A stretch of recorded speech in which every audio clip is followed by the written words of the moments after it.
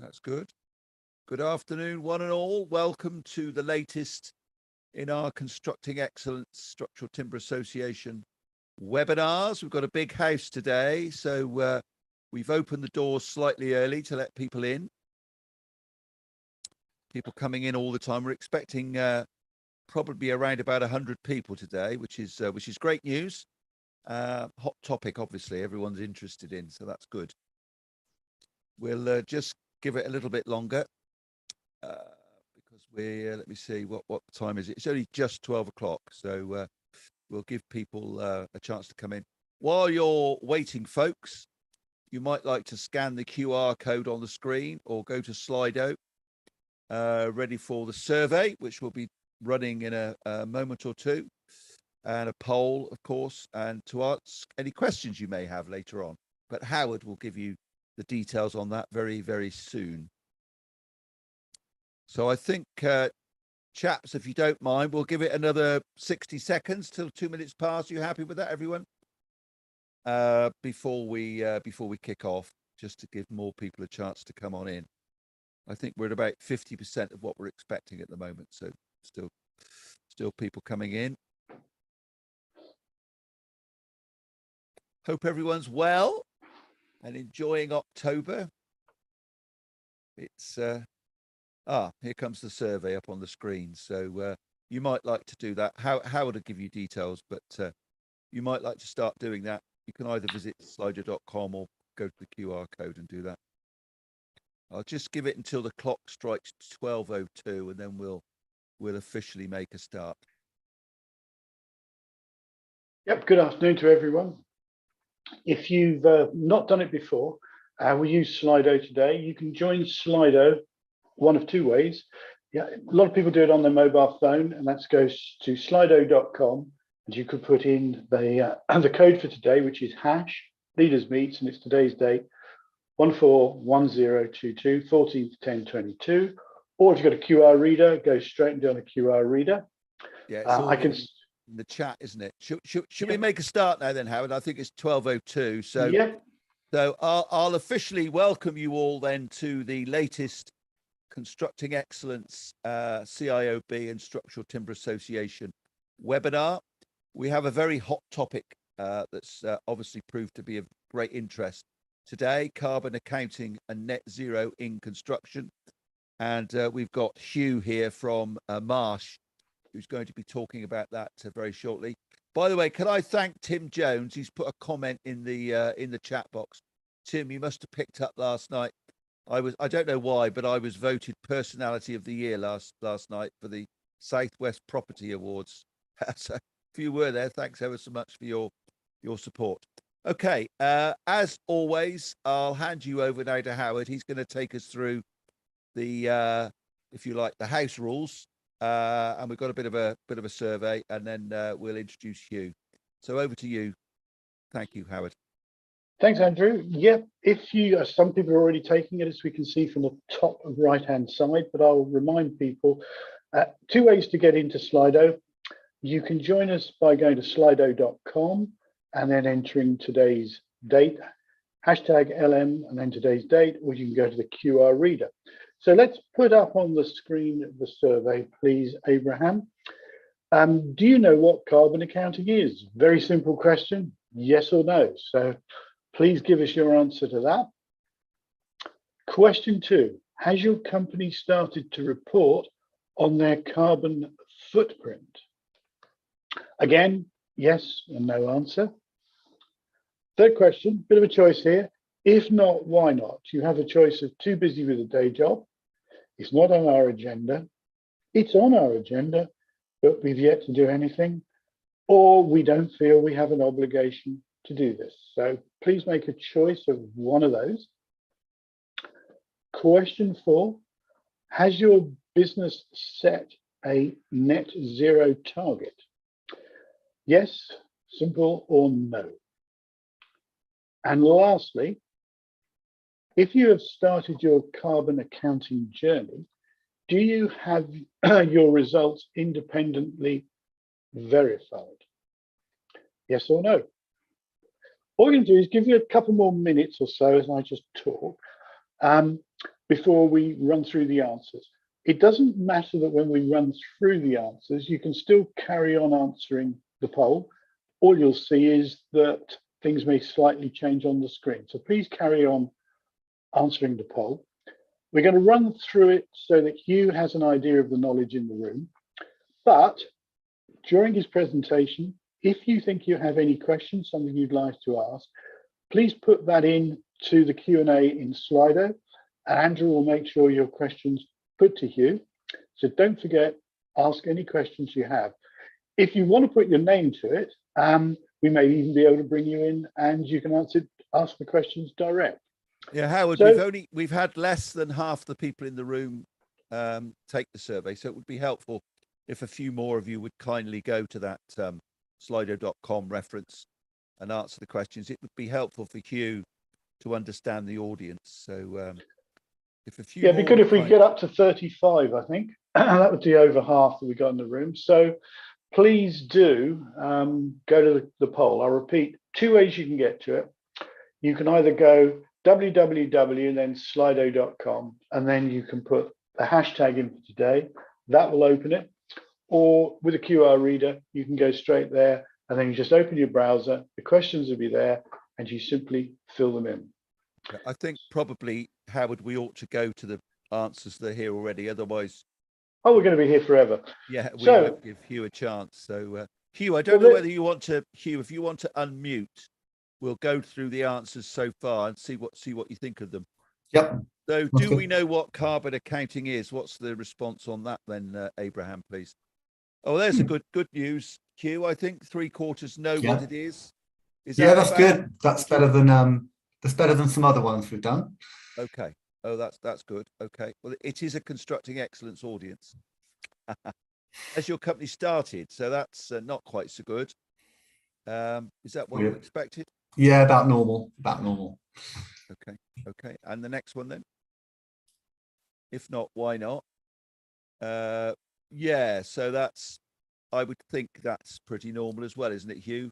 Yeah, it's part of it is just having the time. I mean, it's not a complicated thing. People can do it themselves. You don't need third parties to do it for you. It's just finding someone with spare time. Interesting. 13% don't feel they have an obligation, and another 13%. That's potentially true.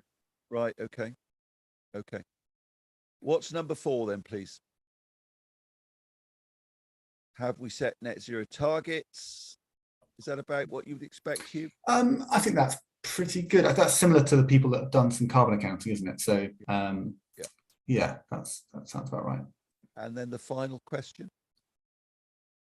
If you've started the carbon accounting, do you have results independently verified? 3/4 say no, and 24%. That's pretty common. That's very common. I'm Okay. surprised it's that many who have. So that's good. Well, at least Hugh, that gives you a flavour. Yes. Yeah. Thank you, everyone. For your audience. So if we could stop sharing the survey now, Abraham, and I'll officially introduce you, Hugh. I've been working alongside Paul Kerry, who's also on the call from Marsh, and we are working particularly closely together within the CE Midlands region. So I was delighted when Marsh agreed to do a couple of these. We're doing another one next month, chaps, aren't we? But today, as you will have seen, we're looking at carbon accounting, very important agenda item from a constructing excellence perspective. We have the net zero agenda as part of our priorities. You won't be surprised to know. So the whole issue of net zero in construction is, of course, we know, so important. Depending on who you speak to, construction is reported to represent 40% of all emissions. So if we are going to achieve the 2050 targets of net zero, it's really important we get our act together. Just from a personal point of view, I've been asked to sit on a government working group called Timbering Construction. And the aim of that is to increase the amount of timber used in construction, because obviously for the obvious reasons of the very good embodied carbon credentials. So I am personally seeing a real sort of leadership coming from the government in this particular agenda item, which I think is very positive for all of us. But I'm going to introduce Hugh Waggett now, because Hugh, we're very interested in what you have to tell us, and I'm sure folks will have questions as you speak. So if I could just remind you what Howard said earlier, if you've got any questions, pop them in the QR code on Slido, and I will ask them a few towards the end of this hour session. So I'm going to go on mute. I'm going to cut my video, and it's all yours, Hugh, if you'd like to share. Thank you. Yeah, hopefully you can see the screen now. So yeah, my name is Hugh. I'm the UK Carbon Accounting Lead at Marsh. So we perform assessments covering all types of organisation. So schools, breweries, manufacturers, you name it, we're doing it. Now, what I'm not going to be doing is a sales pitch. What I'm going to be going through is basically the approach that you should be taking, why you should be doing it, and the sort of, where to start and what the end deliverable really is, what you want out of this. So I've been invited along to talk about why people undertake this, and secondly, how to go about doing it. It's something you can do yourselves. You don't need someone like myself or another person to come in and do it. We're often asked to come in basically if people are basically struggling for time, or they can't dedicate the resource to it. So similar to what some of you said, it's on the agenda, but you just haven't got around to it. It's not a complicated topic. I think the word accounting does scare some people off. I guess they were just trying to, they chose that word because there were no others they could think of, but it's not to the same level of rigor as it would be, financial accounting. So hopefully you find this useful and decide to get started on this if you haven't already. So a bit of context first. So why do we need to do this? There are a lot of different reasons why businesses might want to do this. So as we sort of step through these sort of bullets on the left-hand side, you can think about maybe the ones that are applicable to you. So if you are large enough, if you are over about 250 staff, if you have a turnover of over a couple of 100 million, then there will be some legal requirements for you to do some reporting. That isn't widely known. And although you're required to do it, there is a sort of effectively an open-ended grace period for you to, to get your house in order and to start reporting those figures. So if you haven't done it already, don't worry about it. You've got time. Another reason why people might do it is customer demand. So, for example, products are increasingly starting to basically be labelled with their carbon intensity. So that could be anything from T-shirts that you buy, push bikes. So there've been some really good examples in the sort of cycling community about how much carbon does it take to make that bike that you're then going to buy. And there are also building projects that are using more sustainable methods of construction to lower the impact to the environment. So it could be that the customer is sort of demanding it, wants to see it. It's going to make an informed choice based on those figures. You might also need some assessment of carbon when it comes to winning government contracts. So more and more tenders, not just government ones, having a score attached to them around the environment. Now, it may just be 5–10% of the total score, but that could be the difference between winning the contract or not. And we would expect that to be more common and probably take a larger and larger share of the total tender score. So I'm sure some of you may have seen that already. You may also have your customers or yourselves wanting to benefit from green investment funds, which require some level of carbon reporting and improvement over time. So if you want to take advantage of those funds that sometimes offer lower rates of interest, you have to effectively prove that you are doing something green to benefit from that fund. And there are others that I've listed here as well. So insurers are also becoming more and more interested in the sort of ESG carbon footprint of their clients as well. So there's lots of reasons why you might want to do this. Every company is a little bit unique in terms of why they end up going down this road. On the right hand side are some stats. Everyone loves some stats. So if you're thinking that you might need a bit more education about this, then you're not alone. There was a recent survey of basically 3/4 of business leaders wanting more education about this, feeling they don't know enough. And a lot of our conversations with clients from Marsh, a lot of the first few conversations are all about educating the client about, what are their regulatory requirements? Are there any? Are they big enough to have any? Do they have to follow any laws, any requirements? And it's really trying to get them to understand what the process will entail, how long it will take, what sort of data that they're going to need to gather. So there is often a lot of education when it comes to any engagements that we do. The second stat on there, the sort of 3,300, it will be more than that right now. This is basically showing that there's a growing number of businesses who are calculating their carbon emissions, but then also getting them independently verified and basically rubber stamped by various different organizations out there. One of the leading ones is called Science Based Target Institute, or SBTI.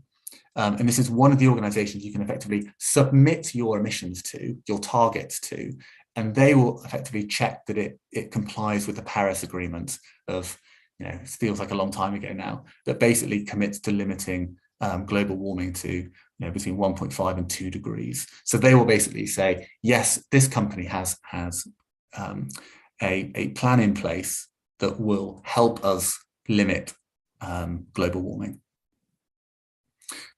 Now, there are a lot of big companies that have this. What we're seeing is that these large companies, your big high street brands, are also asking their suppliers to, which could be yourselves, to also go down this route, whether it is with SBTI or whether it's with some other organization that can effectively validate and sort of rubber stamp what you're doing, what your plans are. The last three stats on the right, again, these will all have increased probably in the last 6 months or so. I'll basically just give you a size of a scale of what's going on. So the amount of investment that's happening these days in decarbonisation, in renewables, is huge. It is annually, it's the size of its of an economy. It's in itself. So it is a vast amount of money that's being spent. In the sort of top 250 companies, you've got at least half of them in their annual report stating that climate change is a key risk to them, and that what they are doing about it.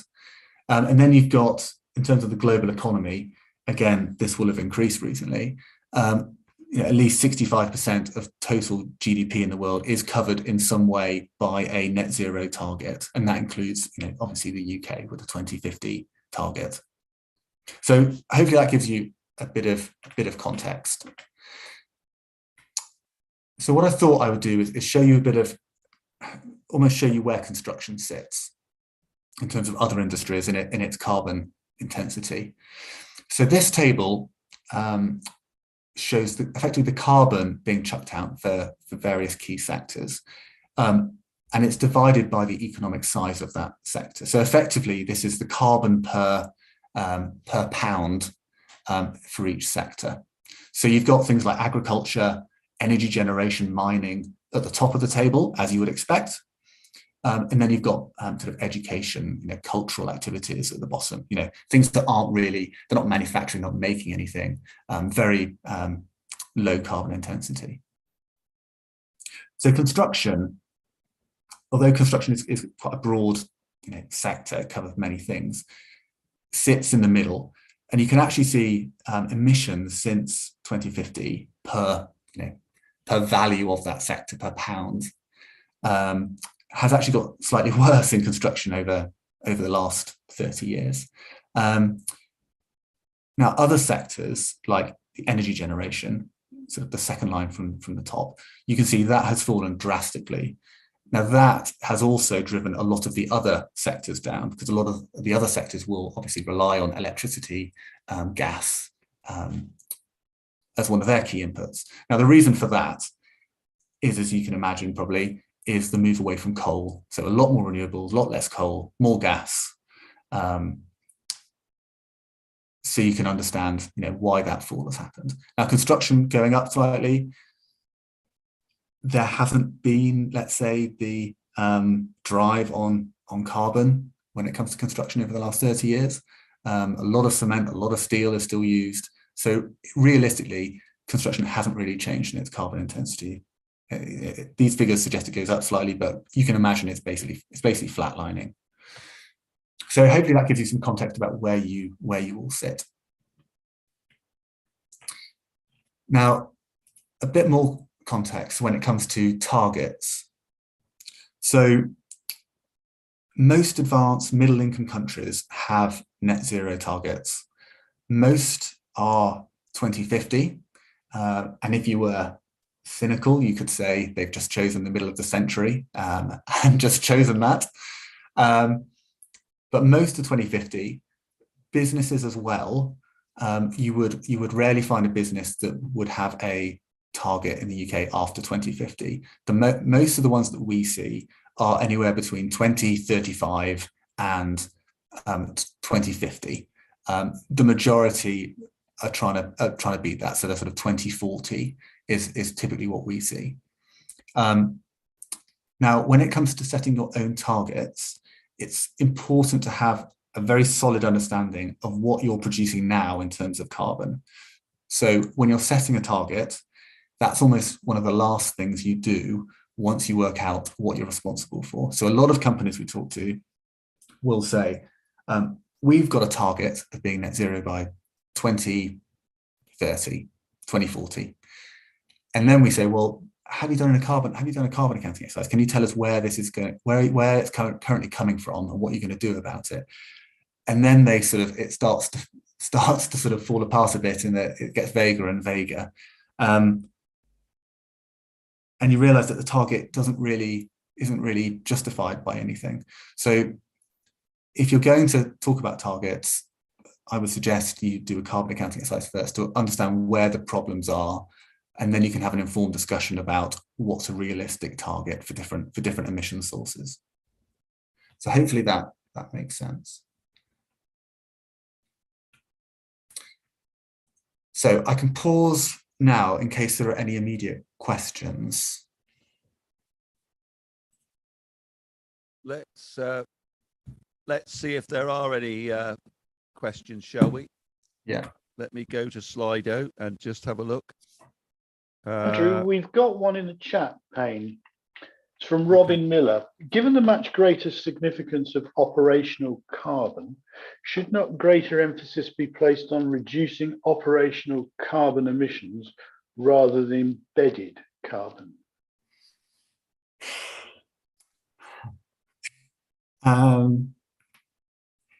Yes, I guess you could say that.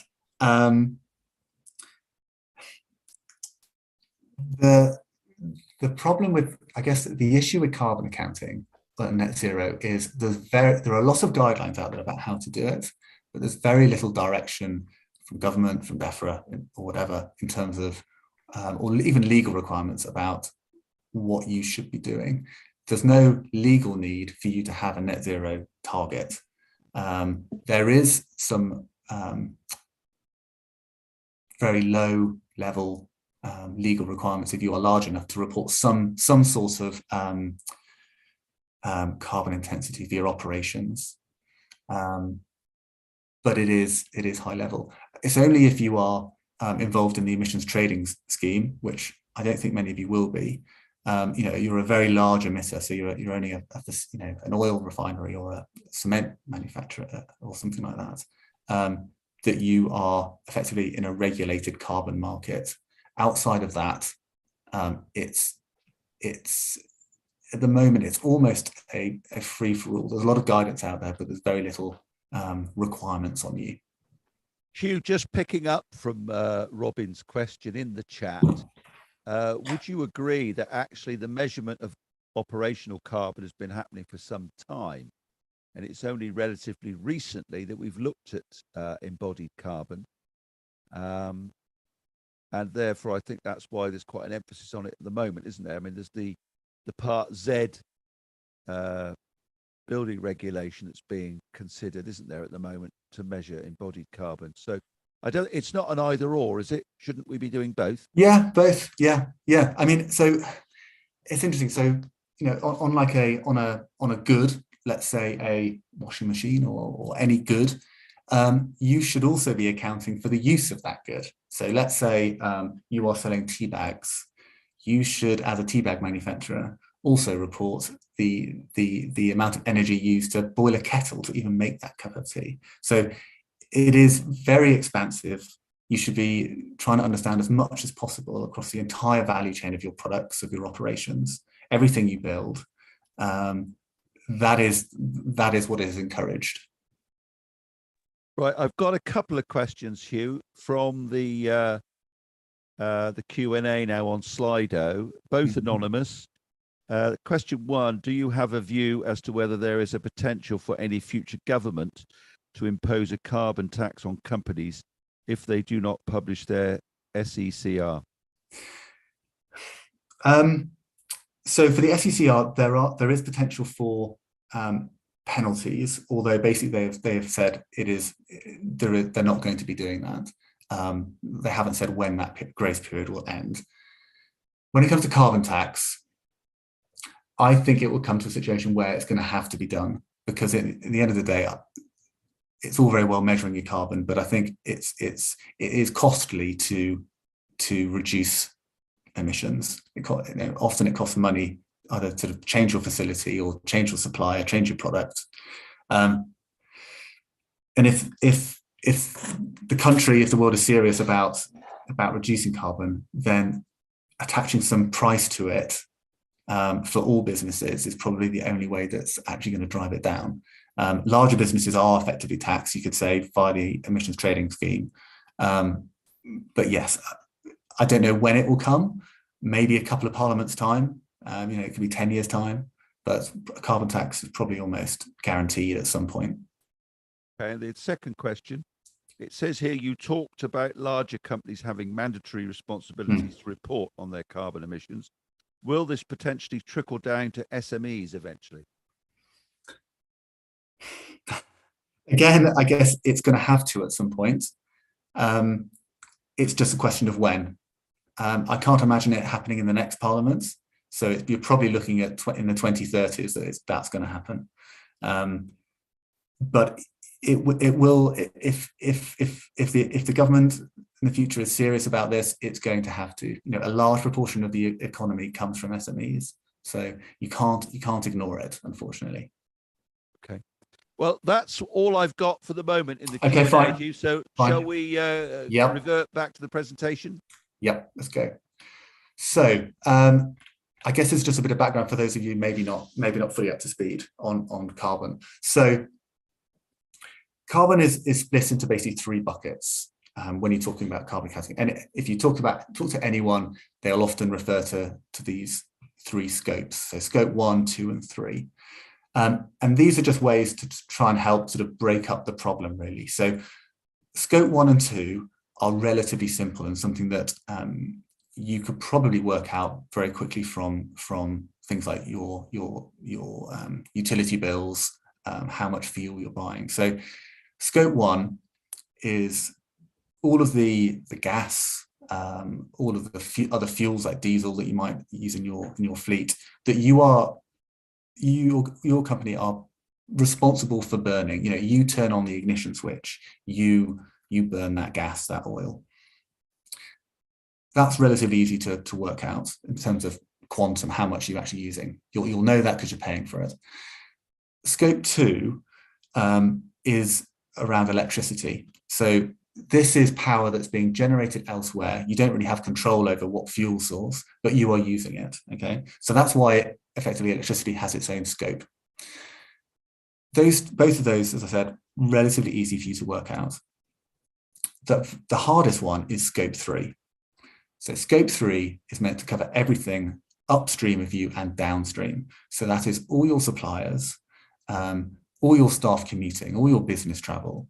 And then at the other end, it is people actually using your products. So let's say you are a manufacturer.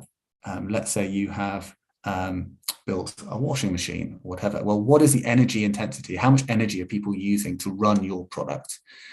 And then also, when it comes to disposal and recycling, how much energy is required to recycle or dispose of those goods?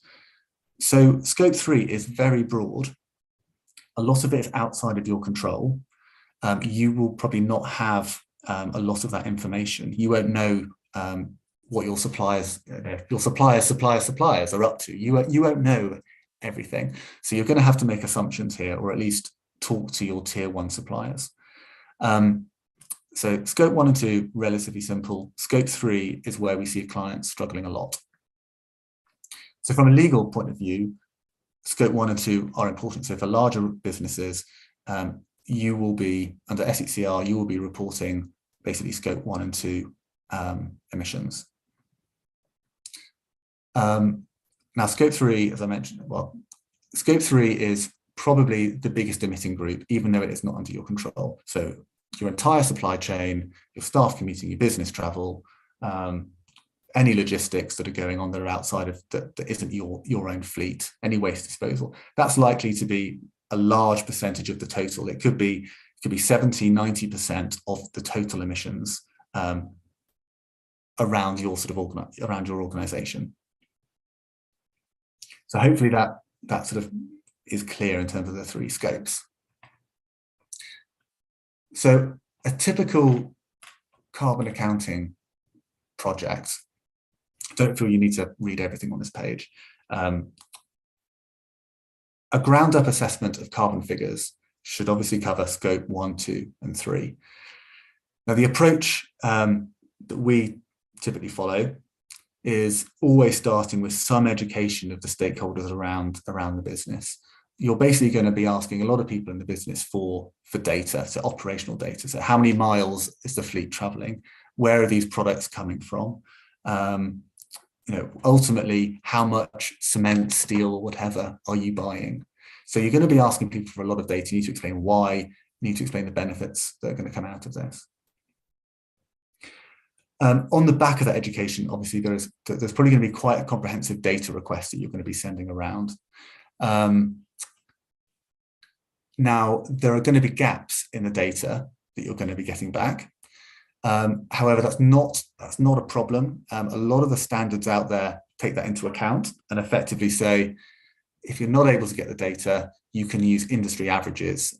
You can use basically publicly available information that will give you a good estimate of what the carbon is going to be. So where possible, use real data. Where you can't, there is industry available data for you to use. And that could be on, let's say the DEFRA website, or it could be some industries have set up their own sort of effectively working groups to come up with more sort of niche figures that you can use. Now, while you're doing the data collection, you should also be effectively mapping out all the activities that are being performed by the business. So that's including suppliers, customers, and this is to basically ensure that you don't miss any key emission sources. So you should really have you can imagine a sort of Visio map of the organization, all the activities, all the sites, all the teams, what is everyone up to, just so that you don't miss anything. So that's a very important step. So on the back of this, you can either use, either in Excel, or you can buy software packages these days to basically put in a lot of that operational, all those operational figures that you've got. So whether that's your gas usage, it's kilometers driven by your vehicles, whether it is the amount of waste that you're producing or where that's going. And effectively, what this tool needs to do is contain things called conversion factors. So these are basically ratios that will convert operational figures like miles or volume of waste into a sort of carbon equivalent. Now, these conversion factors can be found again on DEFRA websites, elsewhere. They're very freely available. They get updated every year because things like the carbon intensity, let's say, of the national grid, that will change constantly depending on how much renewables have been plugged in or what coal or gas has been decommissioned. So every year when you do this exercise, you effectively need to go find the latest conversion factors. So the output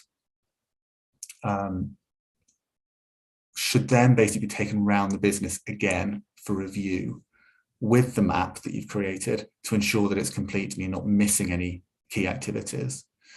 And then on the back of that, once you're confident that it is a solid understanding of what's in place, you might then want to publish what you've got. You don't have to. You can keep it internal. You can just report very high level figures externally if you want to. It is completely up to you how you report. Now, the next two slides, what I thought is I'd sort of give you some examples of sort of anonymized examples of some work that we've done. So on this page, what you've got is for an organization, the 2021 versus 22 figures. So in the middle, you can see that the sort of bar chart split between scope 1, 2, and 3. So you've got scope 3, which is all your suppliers, customers, things like that. And for this client being, in the majority, that's where most of the emissions are coming from. And then around the outside, we basically highlighted some of the main emission sources. So, for example, in the top left under scope 1, this is only accounting for about 5% of the total emissions for the business. Now, the actions that basically we discussed with the client and they were sort of wanted to push were upgrading the HVAC and basically moving to buy renewable energy. Now, in the other areas under scope 3, which is in orange, some of the biggest emissions areas were transport, distribution, purchased goods and services, so things like capital goods that they were buying for their factories. And then for downstream, it was actually the use of the sold product. So what they were manufacturing, the customer use of that was actually using up a lot of energy, therefore a lot of carbon.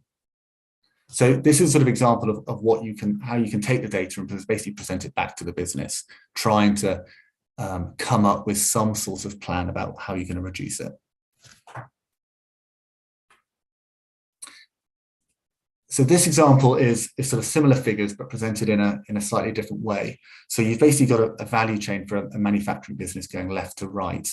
On the left, you've got suppliers, effectively, so taking up about 20% of the total carbon footprint for this organization. In the middle in green, you've got basically your own operations, again, only 5%. And then on the right, you've got the actual users of the goods. So once you created it being used, disposed of, and that is 75%. So this is, this could be quite typical of many organizations where their own operations are actually a small part of the puzzle.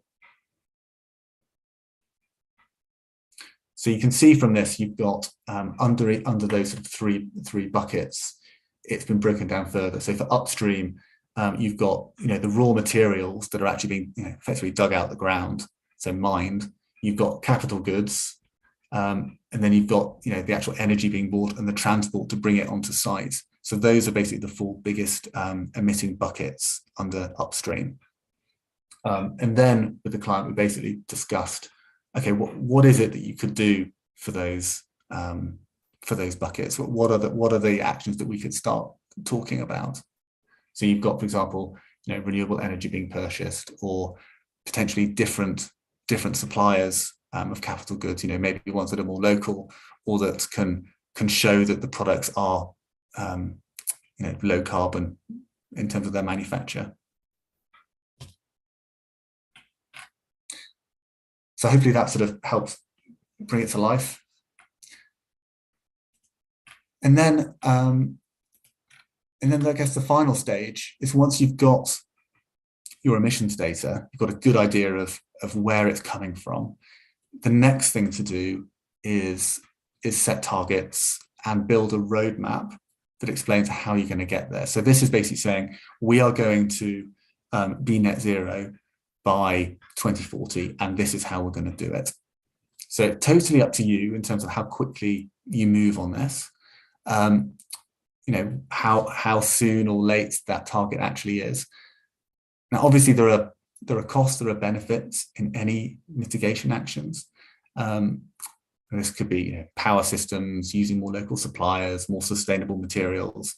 But there is going to be a business case almost for each of these activities across the roadmap. Now, as I mentioned, scope 1 and 2 are broadly within your control. So if you remember that sort of gas, power, fuel that's being used on your site. Scope 3, much harder, will involve more engagement with your suppliers and partners. Emissions from these businesses sort of outside, they're outside of your direct control. So you need to ask your suppliers and partners what their plans are and effectively reflect that in your own roadmap. Okay, so although it's in their grace what they're going to do, they are emitting or in effect on your behalf. Okay, so they are making something that you are going to use. So you need to keep track of that. So roadmaps tend to be quite detailed in the sort of near term. So 3 to 5 years, roadmaps tend to be pretty detailed. It'll have a reasonable business case for all the actions that are going to be done. When money is going to be spent. Now, this gradually becomes more and more uncertain as you go into the future. So there are some emissions at the moment that it's unclear how they are going to be reduced. Maybe there'll be some technology in 10, 20 years' time that will allow that to happen. So as you go more into the future, your roadmap will become obviously more uncertain. It is important that the roadmap and targets aren't just created and just left. So you should form some sort of regular meeting or committee, let's say, that tracks progress on this roadmap. So typically that is, you'd normally have some member from most parts of the business. It would regularly report upwards to the board in terms of progress, and it basically allows you to have a sort of a usable roadmap that's actually useful. What you can also do at this stage is submit this roadmap to an organisation like Science Based Targets Institute. So they would basically rubber stamp it to say, yes, this target, this roadmap is in line with the Paris Agreement. And it basically just allows you to share that with your customers. It's quite a good, it's a good marketing exercise to say, look, we are a responsible supplier to you. We have a roadmap that will help combat climate change. So the next slide, I've just zoomed in on the same roadmap. So you can see down the left-hand side, it's been split into different scopes. So you've got scope 1, 2, and 3. And then you can see the actions over time that will be taken by this business.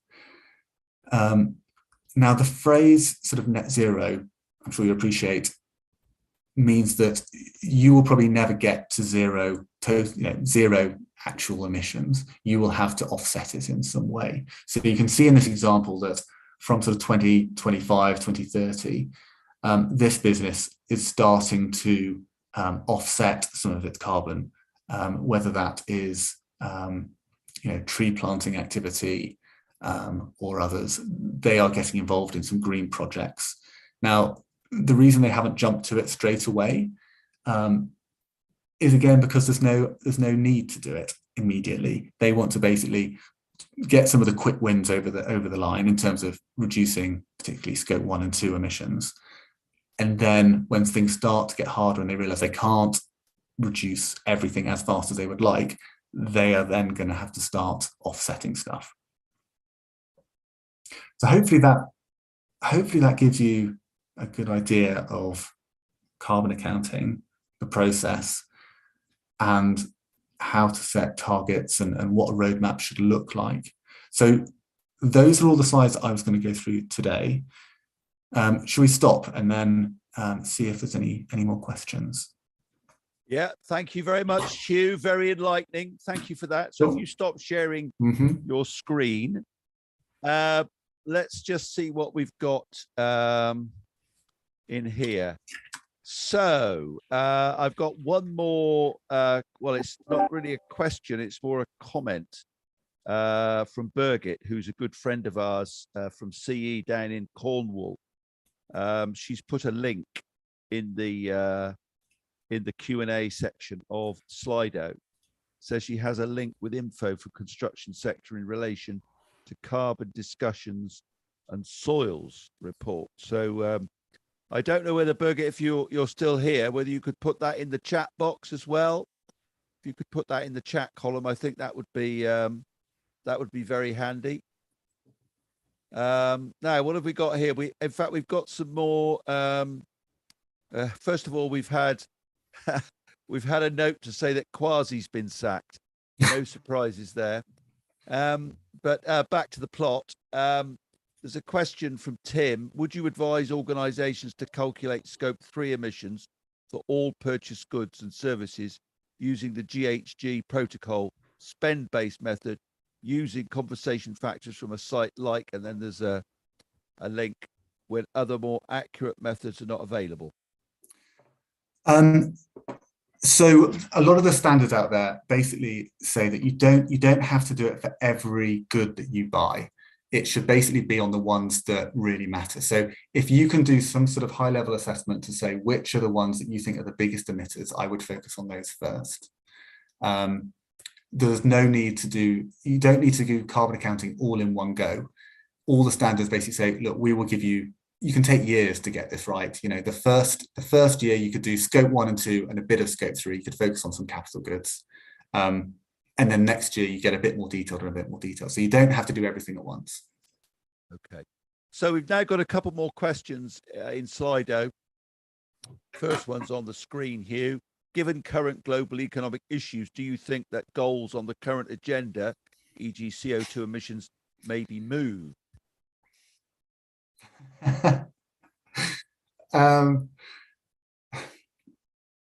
Yes, almost probably. I mean, it's depressing, but yes.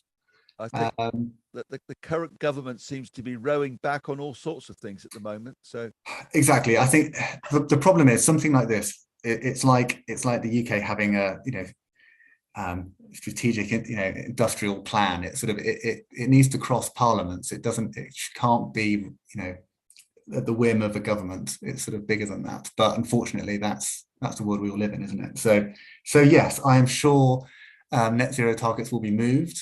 They should probably be moved sooner, but I'm sure they will be pushed back. Yeah. Okay. We have more questions coming in. So Abraham, can we move to the next question, please? Apart from tree planting, what offsetting strategies are there, please? It says. So there are lots of businesses out there that basically offer offsetting. Now, it is difficult because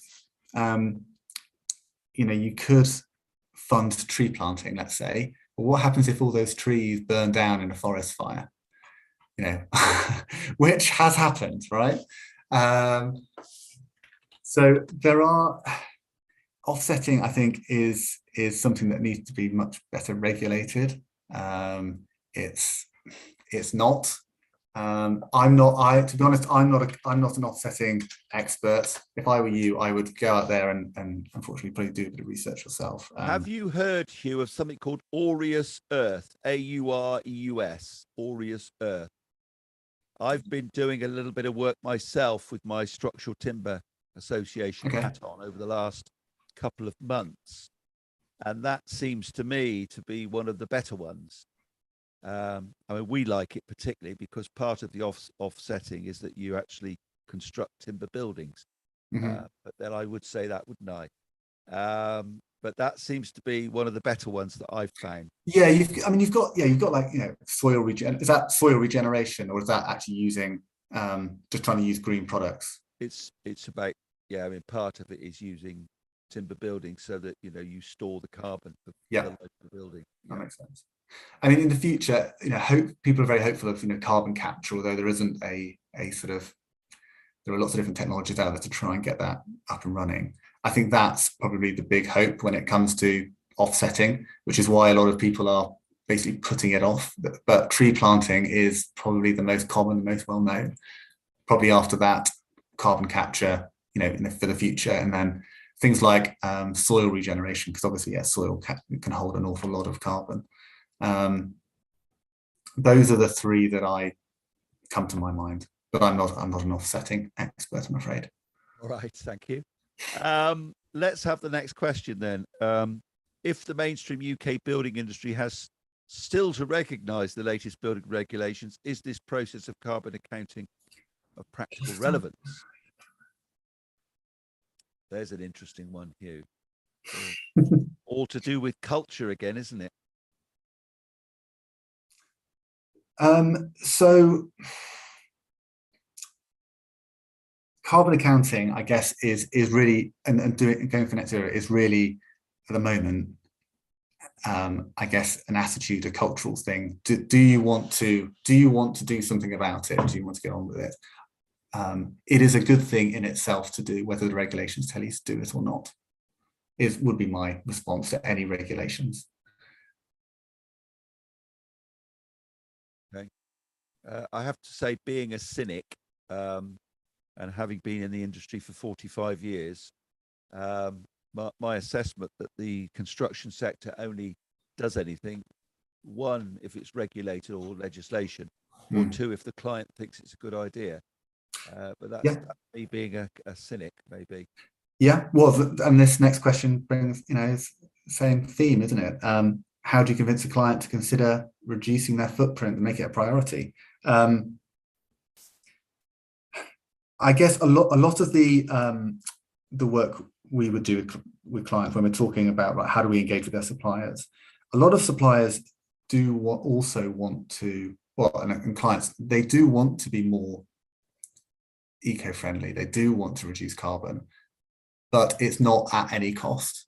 So it is always about what are the options, how far do you want to go? It's not binary. So that, and these conversations, they're not just a one-off. It is over years potentially, and it may not be this project, but it could be the one that's coming 5 years down the road that they consider doing something different on. So a lot of the conversations that we've been party to, it's been to try and kick them off, and it's to try and make sure that there's that constant communication. Right, what are we going to do next project to make this more efficient? What products could we use? What different materials? So yeah, it is hard to convince a client, particularly when you're not going to make them do a project that's going to make them lose money, but you might persuade them to make not so great, to invest a little bit more money in it. I had a conversation with David Partridge, chairman of Argent, down at MIPIM earlier this year. We were talking about this very subject, and he was saying that there were two influences on him now as a client which were forcing a change. One was that funders were now requiring to see the policy, environmental policy, before they'll lend money. And two, particularly with their younger clients who were buying apartments, that the younger purchasers were now asking questions about how the construction has taken place, what materials were used, energy efficiency, and so on. So I think we are seeing a bit of a sea change, to be honest. Yeah. I guess in the UK it's difficult because there's so much, there's so few houses that it's almost, are you really going to make your final choice based on that?